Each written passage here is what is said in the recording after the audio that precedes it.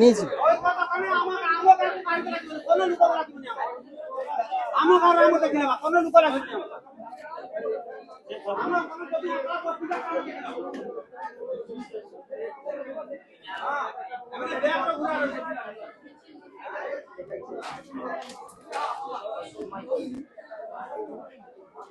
কি কি ঘটেছিল প্রচারের এরকম এরকম হামলা কি ঘটেছিল? আমাদের র্যালি এসেছিল, র্যালি আসার সময় বস্তির মধ্যে দিয়ে আসার সময় ওদের একজন আমাদের বাইক থেকে পতাকা খুলে নেয়, দিয়ে বলে এখানে কেন আপনারা এই জয় শ্রীরাম বলছেন। তারপর আমরা দাঁড়িয়ে যাই, ওরা পিছন থেকে হামলা করতে থাকে। তখন আমরা ভয়ে দাঁড়িয়ে যাই, আমাদের টিমকে যারা এগিয়ে গেছিল তারা পিছন থেকে আসতে পরে আমরা আবার ওদের বাড়ির দিকে একটু এগোতে থাকি। তখন ওরা অতর্কিত হামলা করে বাঁশ, লাঠি, ঢিল, তারপর পরে তরোয়াল নিয়ে বেরিয়ে আসে। আপনার কোথায় লেগেছে? আমার এখানে পুরো ফুলে গেছে। কারা করেছে এরকম? ওখানটায় জেনকাপুর যে অতলা বস্তি আছে, ওই বস্তির লোকগুলো। কারা? তারা কাদের লোক? তারা টিএমসি না জানি না, কিন্তু বস্তির লোক। আমাদের দুর্ভাগ্য শিয়ালসাই থেকে জেনকাপুর কোনো পুলিশ প্রোটেকশন নেই, এবং আমি সঙ্গে সঙ্গে বড়বাবুকে কল করেছি, কিন্তু কোনো পুলিশ প্রোটেকশন পাইনি। এবং পুলিশ যখন আসে তখন পুলিশকেও মারতে থাকে, তখন কিন্তু ফোর্স নামায়নি। ঠিক আছে। আমাকে মারা হয়েছে ওই র্যালিতে, ওইখানে মানে কিছু জন আটকে ছিল মাঝখানে।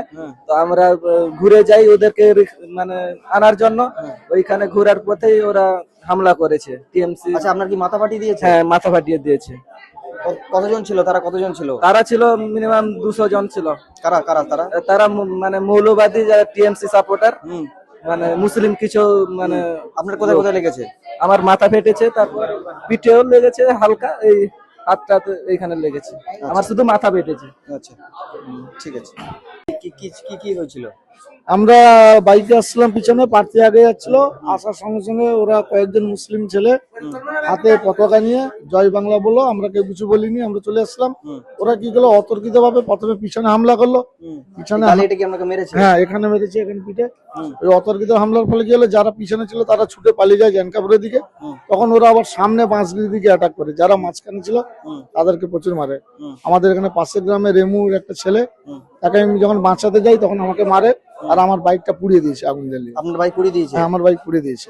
কারা ছিল শনাক্ত করতে পেরেছেন কোনোভাবে? না, শনাক্তন করতে পারিনি, তখন নিজের জীবন বাঁচাবো না, শনাক্তন করবো। টোটালটাই মহামেডাম লোক, আতলা বস্তির লোক।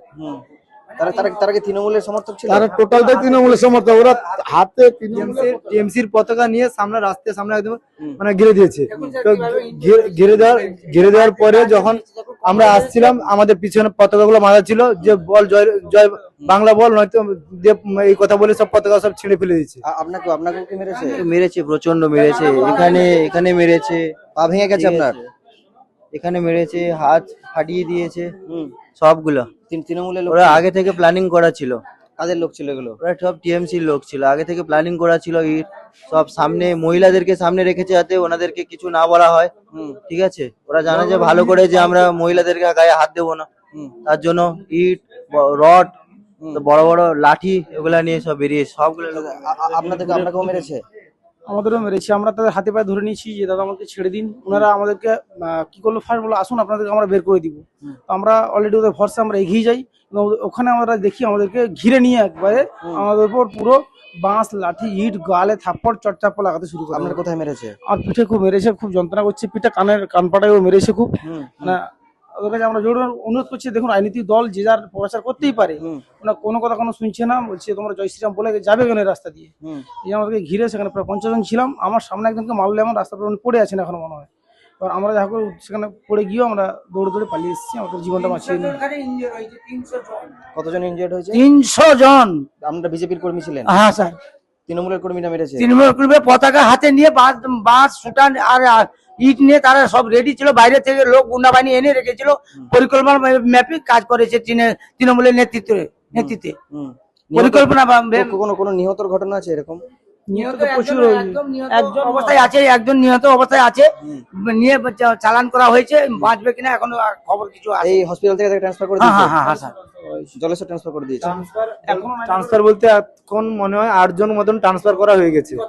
8 জন মানে অ্যাম্বুলেন্সে গেছে 50 জন, কানে অ্যাম্বুলেন্সে এই হসপিটাল ইমার্জেন্সি 50 জন, তারপরে সিরিয়াস আছে, একবারে মরার অবস্থায় আছে একজন।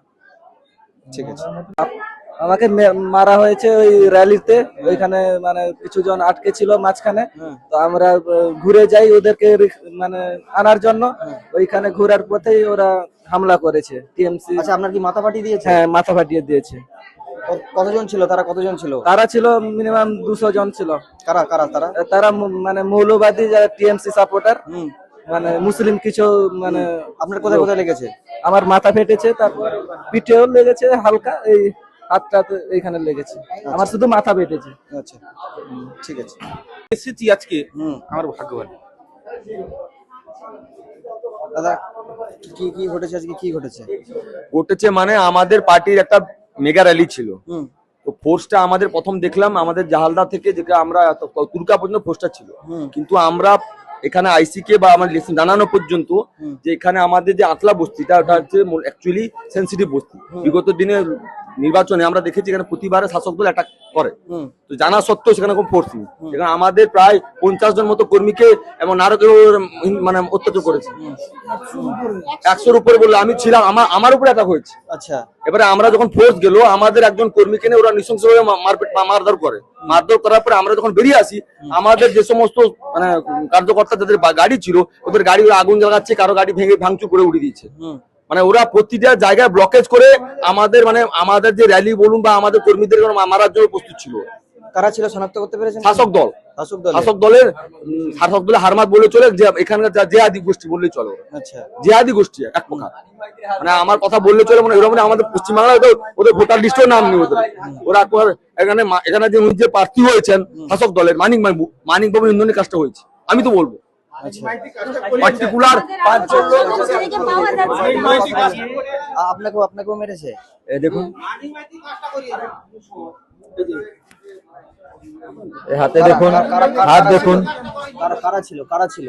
টিএমসির হারমাত বাহিনী, যারা মানিক মাইতির হারমাত বাহিনীর আতলা বস্তির লোক, যারা পয়সা দিয়ে করিয়েছে মানিক মাইতি আমাদের মিছিলে বাধা দেওয়ার জন্য। এবং দেখুন কি অবস্থা করেছে, আমার প্রত্যেকটা আমাদের প্রার্থীকেও মেরেছে, প্রত্যেকটা কার্যকর্তাকেও মেরেছে, প্রত্যেকটা লোককে মেরেছে। ওদের আপনাদের আমাদের মিনিমাম 200-250 হাত কেটে দিয়েছে। একজন তো মনে হয় মানে জল খেতে পারছে না, এমন অবস্থা, সেন্সলেস হয়ে গেছে। কি হবে না হবে তো ভগবান জানে। কিন্তু মানিক মাইতির হারমাত বাহিনী, মানিক মাইতি না গিয়েও হারমিত বাহিনীকে জড়ো করে এগুলা করেছে আমাদের। মানিক মাইতি হারার ভয়ে এটা করছে, মানিক মাইতি হারার ভয়ে এটা করছে। মানিক মাইতি যদি ভালো কাজ করতো তাহলে এখানে আমরা মার খেতাম না। আর তাদের গুন্ডা বাহিনী আর হারমাত বাহিনী যেগুলা রোহিঙ্গা, ওদের দ্বারা করিয়েছে। তৃণমূলটা তো চোর, হারমাত বাহিনী তৃণমূলে কেউ ভালো নেই, সব চোর। ঠিক আছে, ঠিক আছে। কি কি ঘটেছিল দাদা আজকে? আমাদের রেডি চলছিল, তারা প্ল্যান করে আছে বলে আমরা জানিনি। এটা করেছে খড়েই গ্রুপ, জারুল গ্রুপ, ইস্তেকার গ্রুপ, পুরা 3 জায়গা মিলিয়ে কাজ করেছে। আমরা যখন লেডি ঈদগাহ খেপে যাই, তারপরে আমাদেরকে প্রার্থীর উপরে সব ইট বিচ্ছে সব ছাটা হয়। আপনার কোথায় মেরেছে? আমাকে এখানে এজারুল হাত মেরেছে রোড দিয়ে, এখানে পিছনে। আচ্ছা, কাদের লোক ছিল তারা? টিএমসি দলে হরমত বাহিনী। আচ্ছা, এজারুল হচ্ছে সবচেয়ে বড় হরমত বাহিনী, 2 নম্বর হচ্ছে খলিল, 3 নম্বর হচ্ছে ইস্তেখারের নেতৃত্ব সব কাজ হয়েছে। দাদা দাদা কি হয়েছে? কি হয়েছে? কি হয়েছে? আগে অজিতদা ইয়েতে গেছিলাম র্যালিতে, আতলার কাছে, মানে ধরে কোনো কথা নয়, পাথর, রড, শাবল, কাতান, সব নিয়ে কোনো কথা নয়। যারা প্রথম বেরিয়ে গেছে ঠিক আছে, ধরে নিচ্ছে, মানে 5-2 হাত অন্তর তারা আছে গ্যাদারিং করে। কারা কারা ছিল? কারা? সব আকলার মুসলমান। মুসলমান। আপনার কোথায় মেরেছে? আমার সব তৃণমূলের আমার আপনার কোথায় মেরেছে? এইখানে প্রথম পাথর, হ্যাঁ তারপর 4-5 জন মিলে হ্যাঁ শুধু পা দিয়ে লাঠি। আচ্ছা